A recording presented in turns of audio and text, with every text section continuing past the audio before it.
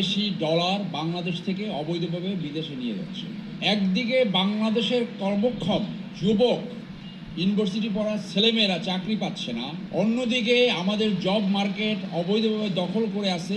Unfortunately বাংলাদেশে কোনো সংস্থার কাছে সঠিক ডাটা নাই কত অবৈধ বিদেশি আমাদের জব মার্কেট দখল করে আছে।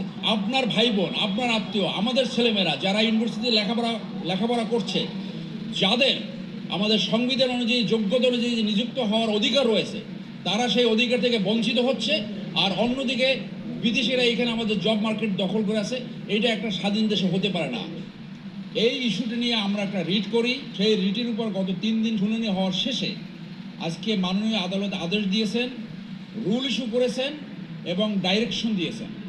রুল ইস্যু করেছেন কেন অবৈধ বিদেশিদের বিরুদ্ধে ব্যবস্থা না নেওয়া অবৈধ ঘোষণা করা হবে না, এবং ডাইরেকশন দিয়েছেন পুলিশের উপরে যে একটা সুষ্ঠু তদন্ত করে, একটি নিরপেক্ষ তদন্ত করে বাংলাদেশে কত অবৈধ এবং বৈধ বিদেশি নাগরিক কাজ করছে তার তালিকা মাননীয় কোর্টে সাবমিট করার জন্য ডাইরেকশন দিয়েছে। আর কতদিন সেটা কোর্টে উল্লেখ করে নাই, আমরা ধারণা করি এটা 3 মাস সময় হয়তো দিবেন।